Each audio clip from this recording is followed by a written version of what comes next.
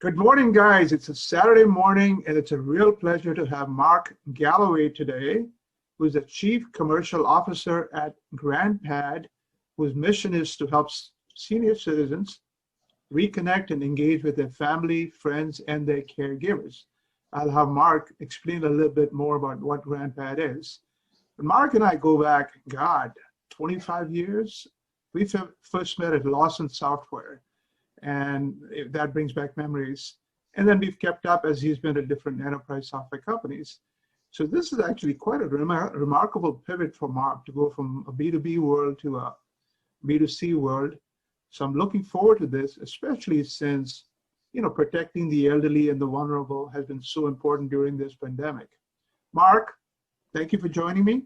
Fill in the blanks about your career and about GrandPad. Well, Vinnie, thank you so much for having me on. I really appreciate this opportunity, and I have really enjoyed the series of interviews that you've done with real people having real, life events and scenarios that they're sharing. So thank you for doing that.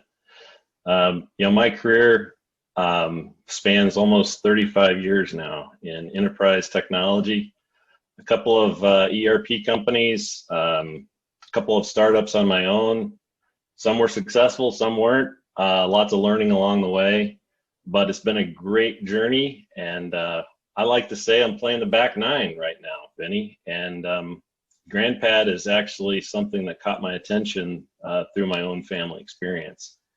Prior to COVID-19 and the pandemic that washed over us and washed over the globe, I was disconnected from my family. My father was in an assisted living facility in Kansas City, Missouri. My mom is in Southern Iowa in a nursing home.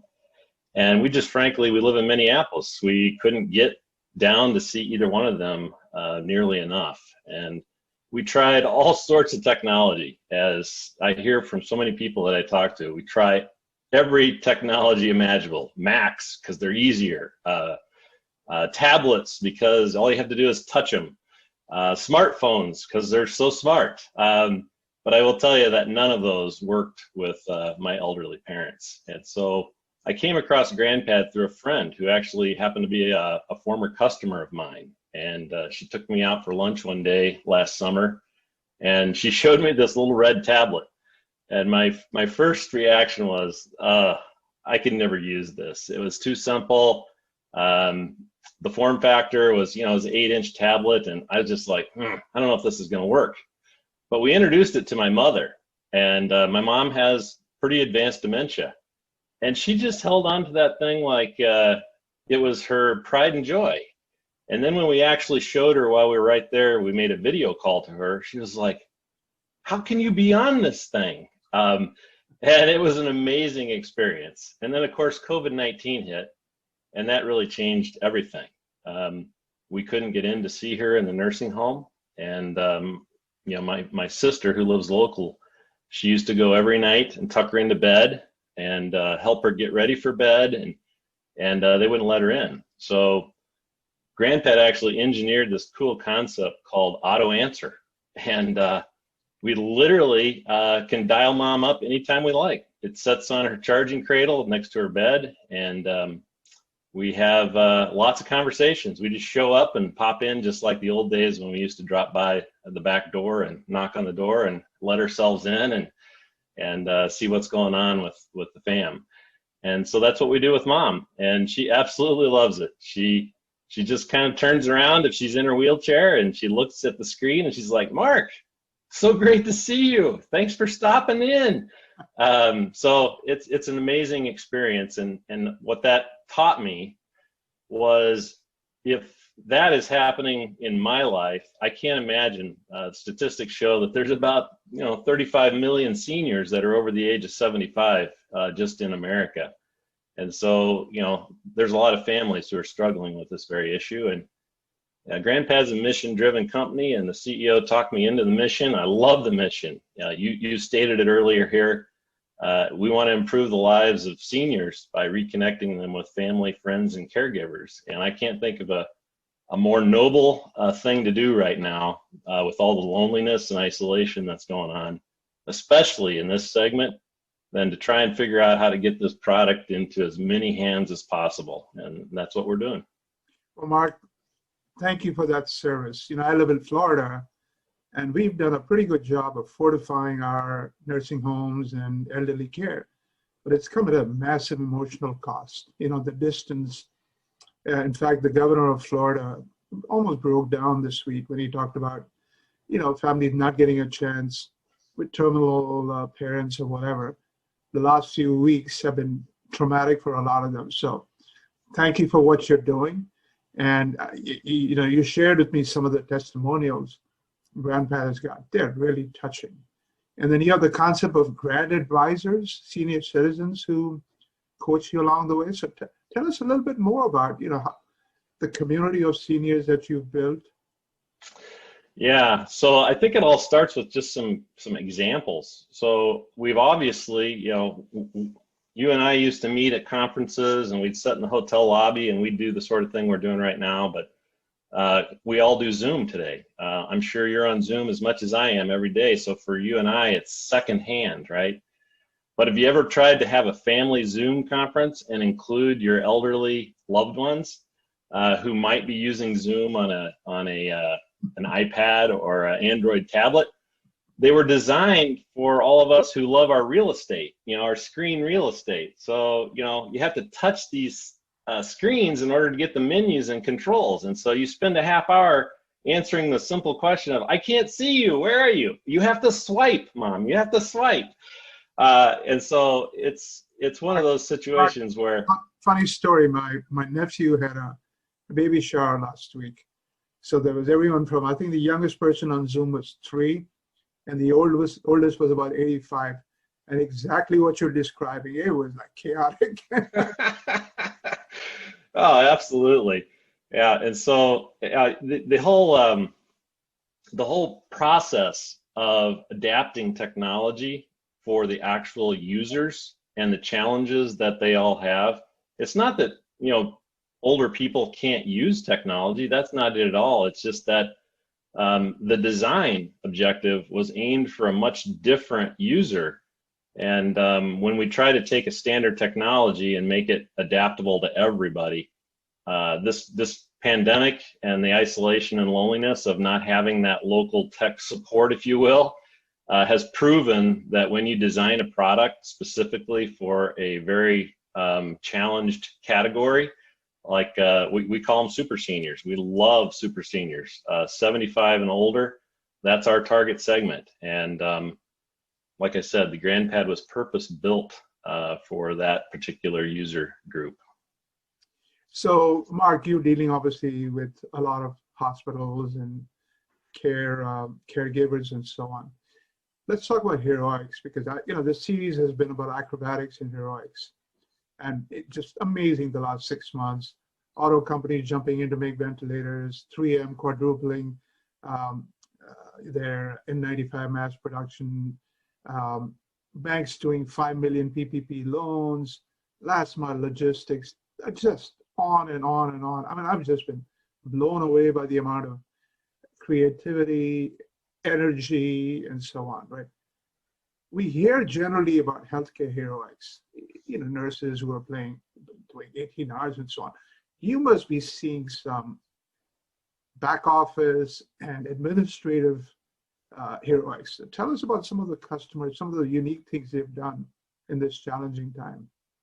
Yeah, oh boy, there's so many stories, Vinny. I'm not sure I know where to start, but it all started for us late February. And we literally got a call from CEO of a PACE, which is an all-inclusive care for the elderly.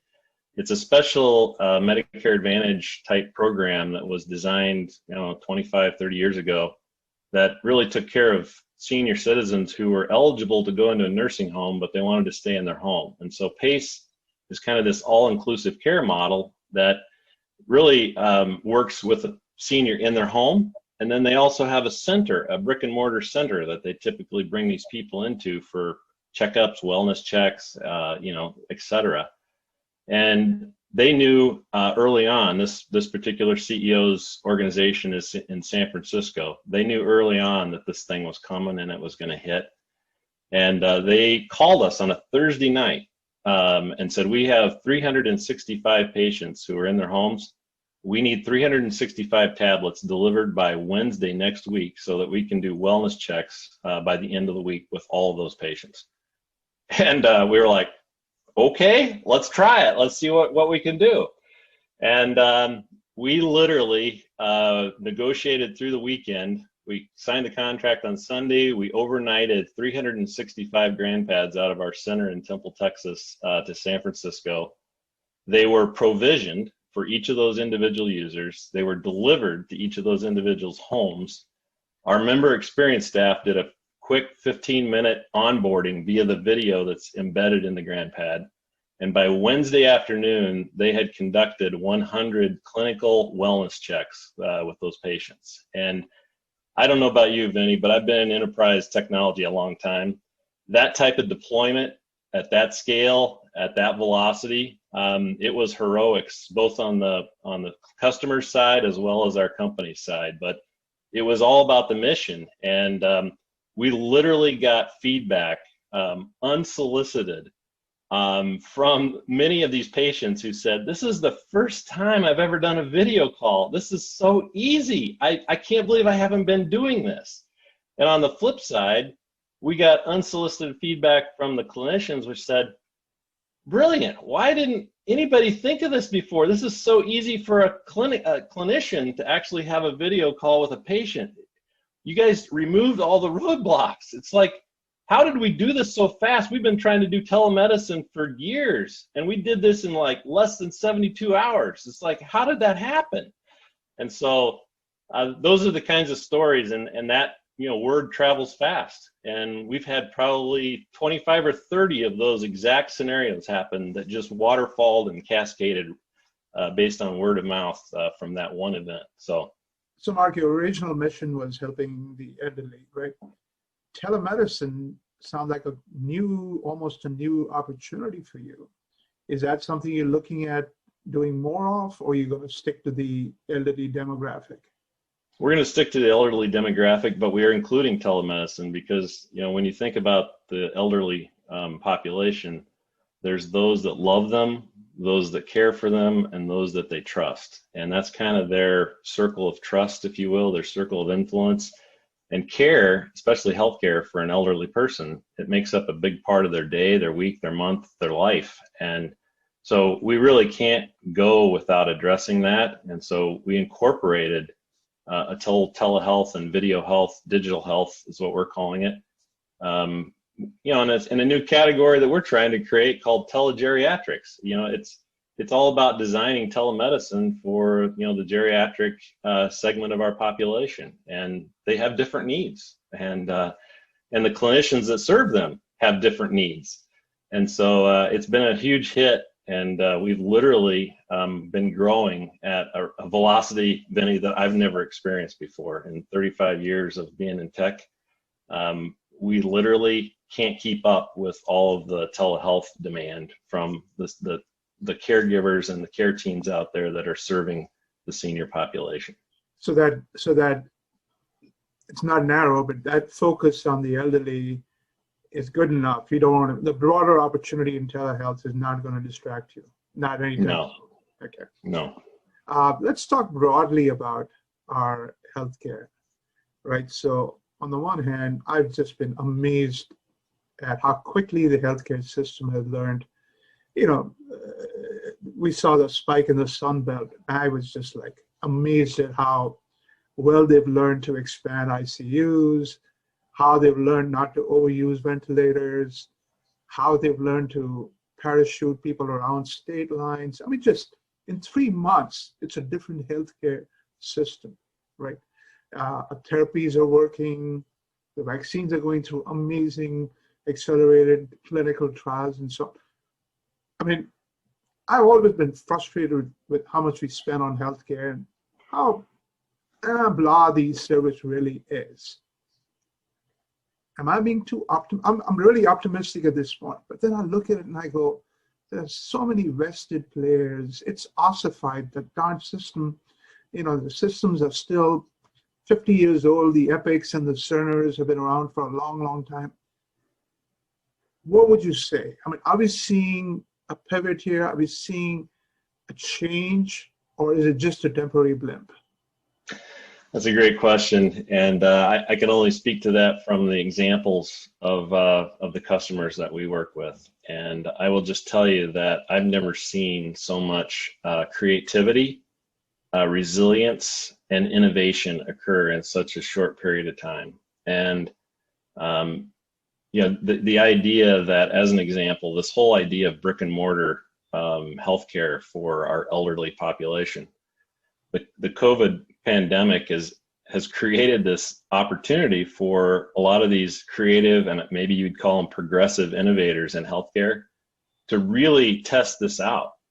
And what they're finding is that they're lowering their cost because a lot of transportation issues, a lot of logistics issues of getting elderly patients into a brick and mortar clinic, when really they can triage and do wellness checks and check-ins remotely.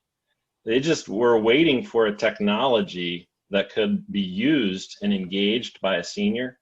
And that was the most frustrating part for most seniors. I can't give you the names, but one of the big telehealth players deployed thousands of telemedicine, telehealth, remote patient monitoring tablets to a large population of seniors. They had less than a 2% engagement rate. And the primary reason is that seniors don't know passwords. They don't understand logins. They don't understand two-factor authentication. If you've ever tried to watch a how-to video on how to set yourself up on My Health as a telemedicine platform, it's a 15-minute video, and it's nuts. And so I think that what's going to happen, and this is my prediction. I don't speak for the healthcare world, but what I'm seeing based on evidence is that they've proven to themselves that they can do something that they didn't think was possible. And in the meantime, they're actually getting better results. People are starting to be reconnected. The CMS is letting technologies like this be used to actually connect the families and make families part of the care continuum. And so they're starting to prove to themselves that this whole remote care model and remote first model might actually be the better alternative. And so to answer your question, I have a lot of hope based on the evidence that I see that innovation and change, and basically changes in models where they're proving to themselves they can actually do this. And I think coming out of this, especially for the senior care, the Medicare and Medicaid population, which makes up a huge and a growing everyday portion of our population, we're going to see a lot of change. And I think it'll be change for the better. People are going to get checked on a lot more often than they do today in the brick and mortar model. They're going to have their families that are a more natural part of the care continuum. And so I think I have a lot of hope. I see a lot of brilliant things happening. And it is the big industry that has a lot of history of doing it the way they like to do it. But there's a lot of innovators that are changing the way it gets done. And so for that reason, I have a lot of hope that it'll be better and different. Mark, let's talk about you. You've always been a positive person. But tell me about the last 6 months. What has kept you positive? Is it your family? Is it your faith? Or is it your horses? It's all the above, Vinnie. It's life. In all seriousness, I would say that the paradox here with the pandemic has been, I think our family is more connected than we've ever been. Who would have thought that we would have had a virtual happy hour with our family? My kids all moved away, so my wife and I are empty nesters. We live out here in the country with our horses, as you mentioned, and my son's in Fort Worth, Texas. My daughter's in Denver, but we have happy hour at least a couple times a week with them. And it's not the same as being in person, but the fact is we never called each other that often.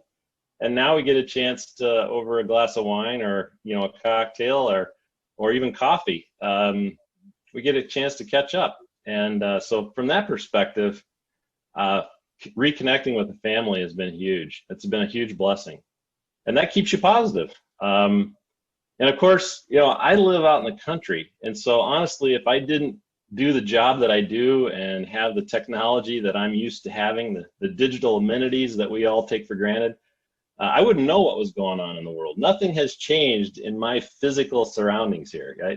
I still get up every day. I go for a walk with my dog. I take care of the horses.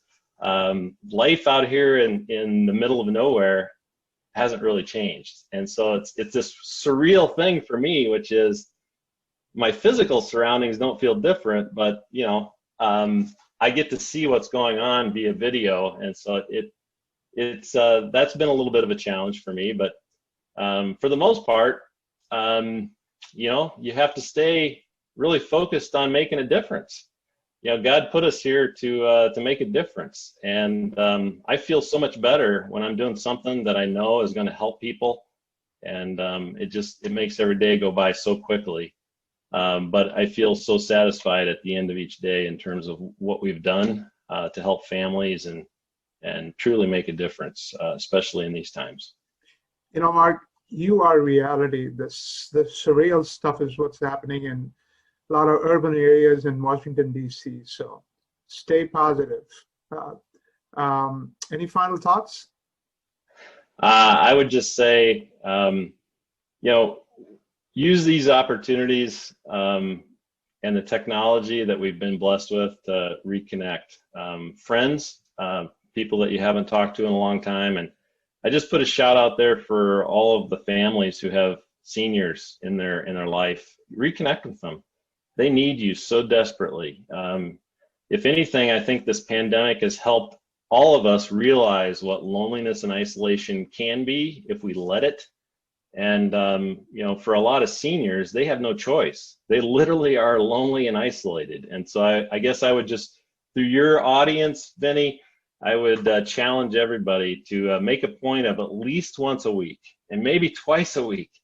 Reach out to the senior loved ones in your life and reconnect with them and let them know that you're thinking about them, that you care about them. They need that desperately. And so those are my final thoughts. Mark, inspirational, positive as always. So good to catch up, and keep doing what you're doing, man. This is God's work. Thank you for your service to the seniors. Oh, Vinnie, thanks for letting me tell the story. I greatly appreciate it. Thank you. Stay safe.